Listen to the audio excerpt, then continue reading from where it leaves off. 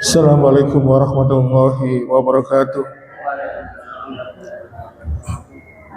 Alhamdulillah, alhamdulillahilladzi hamdan katsiran thayyiban mubarakan fih kama yuhibbu rabbuna wa yarda. Asyhadu an la ilaha illallah wa asyhadu anna Muhammadan abduhu wa rasuluh. Allahumma shalli wa sallim wa barik ala Muhammadin wa ala alihi wa ashabihi wa man tabi'ahum bi ihsan yaumiddin. Wa ya ibadallah usikum wa nafsi bitaqwallah faqad fazal muttaqun.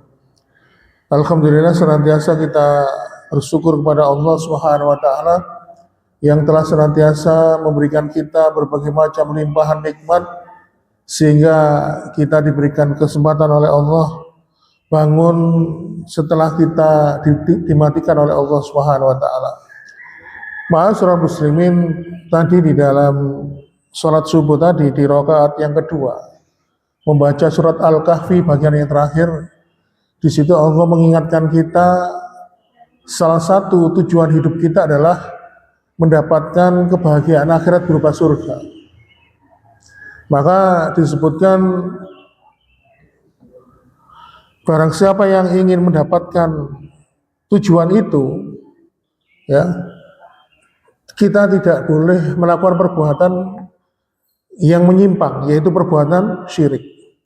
Makanya Allah Subhanahu wa taala mengingatkan barang siapa yang menginginkan kehidupan, ya, yang indah dalam kehidupan akhirat, hendaklah dia menjauhi perbuatan-perbuatan kesyirikan.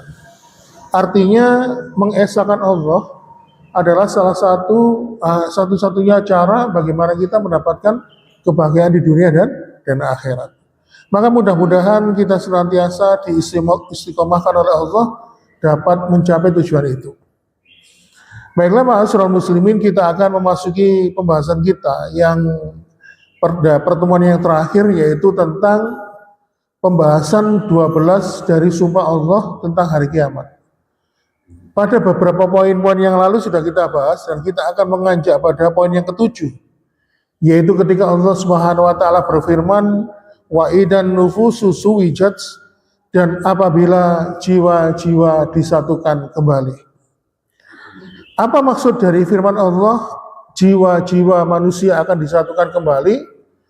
Di dalam hal ini ada 3 pendapat para ulama ketika menafsirkan ayat ini. Pendapat yang pertama adalah ketika Allah Subhanahu wa taala menyatukan kembali jiwa-jiwa manusia, itu terjadi ketika pada tiupan sasangkala yang kedua. Jadi dari manusia dari zaman Nabi Adam sampai nanti manusia yang hidup di zaman Nabi Muhammad, ya, semuanya akan dikembalikan jiwanya dan disatukan dengan jasadnya. Perlu diketahui ma'asyiral muslimin, Allah nanti akan membangkitkan manusia dari satu tulang di antara mereka yang dimana tulang itu tidak akan hancur, yaitu tulang ekor. Jadi nanti setiap makhluk hidup itu punya satu tulang yang namanya tulang ekor. Tulang itu tidak bisa hancur. Mungkin tulang kita yang lainnya, gigi, rambut, kulit itu hancur, satu tulang itu aja yang tidak bisa hancur, maka Allah akan bangkitkan dengan tulang ekor itu. Nah, sebelum malaikat Israfil, yaitu malaikat yang bertugas meniup sasangkala yang kedua, Allah sebelumnya akan menurunkan hujan, ya. Jadi seluruh makhluk yang dimatikan oleh Allah, bila terkena hujan itu, maka mereka akan tumbuh, ya. Jasad mereka akan tumbuh dari tulang membentuk daging, daging membentuk kulit, dan membentuk jasad secara utuh. Makanya kenapa Allah Subhanahu wa taala berfirman di surat Al-Anbiya ayat 30, wa ja'alna minal ma'i kullasyai', dan kami jadikan segala sesuatu awal kehidupan itu asalnya dari air. Jadi air itu, air hujan yang diturunkan oleh Allah itu nanti menumbuhkan, ya, jasad-jasad manusia. Lalu kemudian secara ajaib jasad manusia itu akan kembali menjadi utuh. Lalu kemudian jasad-jasad itu yang tertanam di dalam bumi akan dilemparkan dari perut bumi. Sebagaimana ketika Allah Subhanahu wa taala berfirman di surat Al-Zalzalah di ayat yang kedua, wa akhrajatil ardu athqalaha, dan bumi mengeluarkan beban-beban yang dikandungnya. Dan ini juga sesuai dengan firman Allah di surat Al-Insyiqaq, wa alqat ma fiha matakhalat, dan bumi memuntahkan segala apa yang ada di dalamnya. Nah, ketika Allah Subhanahu wa taala memerintahkan bumi dengan memunculkan gempa tadi, dengan gempa tadi sehingga akhirnya memunculkan jasad-jasad di dalam bumi, akhirnya di sini Allah pun akhirnya berfirman, wa idan nufusu suwijat, apabila jiwa-jiwa telah disatukan. Maka nanti orang-orang yang beriman ditempatkan di Iliyin, orang-orang kafir akan ditempatkan di Sijjin. Lalu setelah itu ruh-ruh mereka dikembalikan kepada jasad-jasad mereka tanpa tertukar sedikit pun. Inilah makna wa'idan nufusu suwijat. Itu pendapat yang pertama. Sedangkan pendapat yang kedua, makna dari wa'idan nufusu suwijat adalah apabila jiwa-jiwa disatukan kembali, yaitu mereka akan disatukan dengan kelompok mereka sendiri. Orang Yahudi akan dikumpulkan dengan orang Yahudi. Orang Nasrani akan dikumpulkan dengan orang Nasrani. Begitu juga dengan orang-orang yang lainnya, kelompok-kelompok mereka. Dan ini disebutkan oleh Allah di surat Al-Waqiah mulai ayat yang ke-7, wa kuntum aswajan salasa fa ashabul maimanati ma ashabul maimanah wa ashabul mas'amati ma ashabul mas'amah was-sabiqun as-sabiqun ulaikal muqarrabun. Dan kamu akan menjadi 3 golongan, kata Allah. Yang golongan kanan, alangkah mulianya golongan kanan itu, dan golongan kiri, alangkah sengsaranya golongan kiri itu. Dan orang-orang yang paling dahulu beriman, mereka yang paling dahulu juga masuk ke dalam surga. Mereka lah orang-orang yang dekat kepada Allah Subhanahu wa ta'ala. Dan ini juga sesuai dengan firman Allah di surat As-Saffat ayat 22, usyurul ladina zalamu ma aswajahum wa ma kanu ya'budun. Dan diperintahkanlah malaikat, kumpulkanlah orang-orang yang zalim beserta teman sejawat mereka dan apa yang telah mereka dulu mereka sembah. Itu pendapat yang kedua, yang mengatakan Allah akan mengumpulkan jiwa-jiwa manusia, bahwasanya nanti mereka akan dikumpulkan sesuai dengan kelompoknya.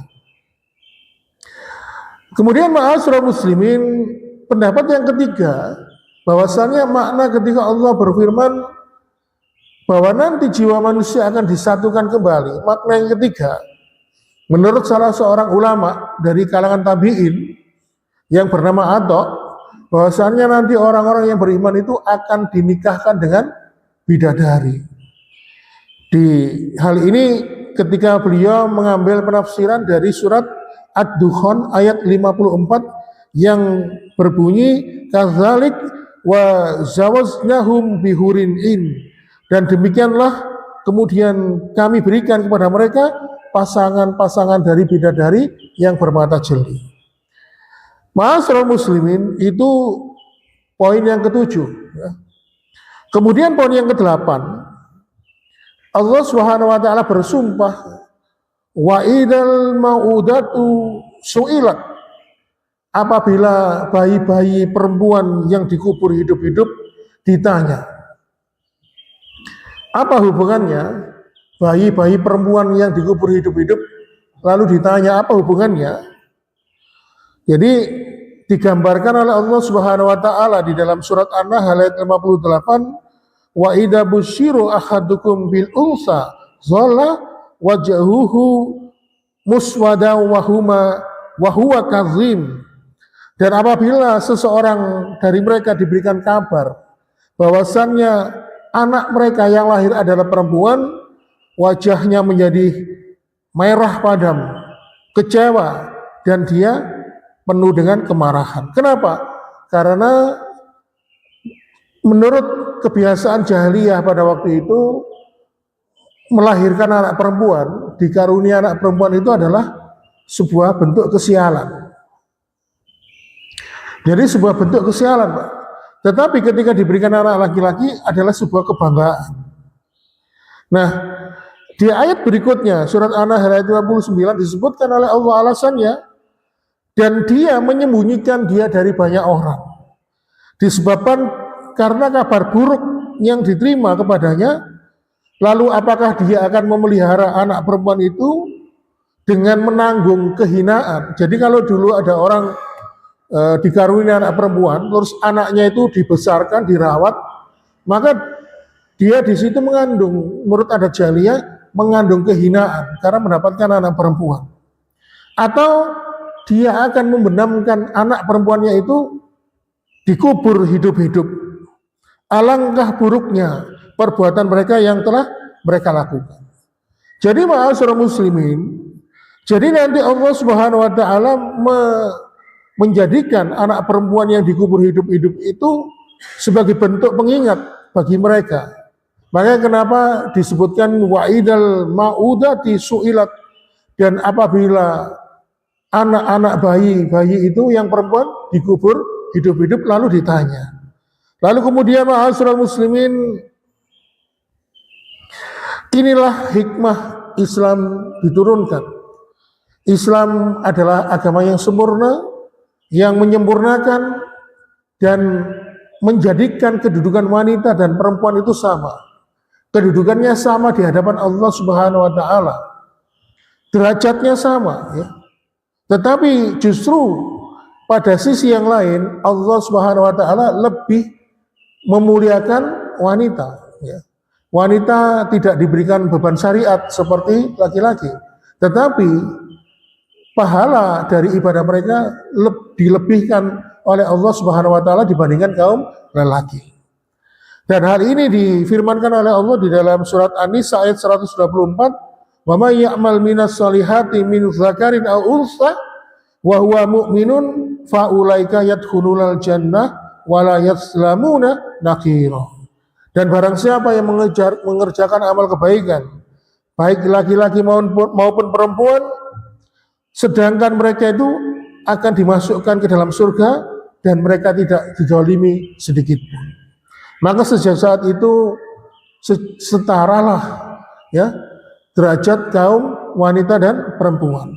Makanya ketika Allah Subhanahu wa taala mengatakan wa'idal ma'udati su'ilat, dan apabila bayi-bayi perempuan yang dikubur hidup-hidup itu ditanya, maka seakan-akan mengingatkan kepada kaum jahiliyah bagaimana bayi-bayi atau anak-anak perempuan itu dihadirkan kepada mereka, mereka marah, merasa terhina, sehingga akhirnya banyak di antara mereka menguburkan bayi perempuan itu, dikubur di dalam bumi hidup-hidup.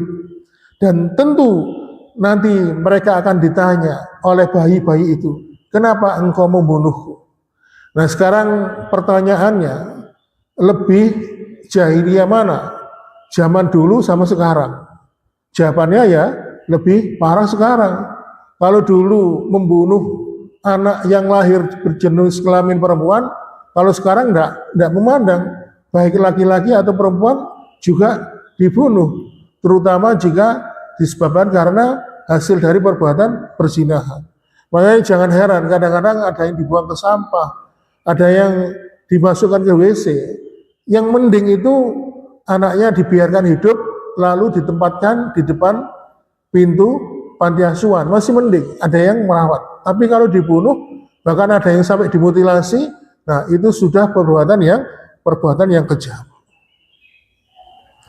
Kemudian pada poin ke-9, Allah Subhanahu wa taala mengatakan wa idas suhufu nusirat, dan apabila lembaran-lembaran catatan amal telah dibuka kembali.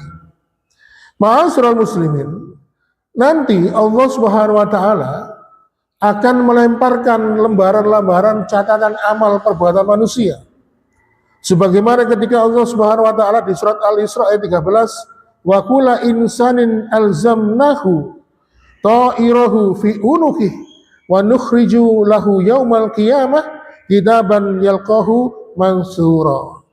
Setiap manusia akan kami kalungkan catatan-catatan amal perbuatan di lahirnya, dan pada hari kiamat kami keluarkan baginya sebuah kitab dalam keadaan terbuka. Iqra kitabak, di ayat berikutnya, kafa binafsikal yauma 'alaika hasiba, bacalah kitabmu, cukuplah dirimu sendiri pada hari ini sebagai penghitung atas dirimu. Ma'asyiral muslimin, kemudian di ayat yang lain Allah Subhanahu wa taala juga berfirman di dalam surat Al-Qamar ayat 52-53, wa kullu syai'in fa'alahu bis-subur wa kullu saghiri wa kabirin mustatar. Dan segala sesuatu yang tengah mereka perbuat tercatat dalam buku catatan, dan segala sesuatu yang kecil maupun besar semuanya tertulis. Ya, artinya apa? Seluruh amal kehidupan manusia itu semuanya tertulis dan tidak terbantahkan. Dan pada poin ke-10 di situ Allah Subhanahu wa taala mengatakan wa idas sama'u khusitat, dan langit-langit akan dilenyapkan. Artinya tiang-tiang penyangga langit itu akan digulung oleh Allah sehingga akhirnya langit-langit itu dihilangkan oleh Allah Subhanahu wa taala sehingga akhirnya apa? Bintang-bintang berjatuhan. Kemudian di ayat berikutnya Allah juga bersumpah tentang surga dan neraka, wa idal jahimu su'irat, apabila neraka jahim telah dinyalakan, wa idal jannatu uslifat, dan apabila surga-surga telah didekatkan. Kenapa Allah Subhanahu wa taala bersumpah dengan demikian? Di ayat berikutnya disebutkan alimat nafsun ma'ahdarat, setiap jiwa akan mengetahui apa-apa yang telah dilakukannya. Artinya sumpah Allah ini nantinya sebagai bentuk sebentuk hisab kepada manusia-manusia dalam kehidupan akhirat. Kenapa? Karena banyak orang-orang kafir yang mengingkari adanya hari kiamat. Banyak orang kafir yang mengingkari hari kebangkitan, dan mereka mengingkari juga adanya hari pembalasan. Maka Allah turunkan surat At-Takwir ini sebagai bentuk jawaban atas pengingkaran orang-orang kafir.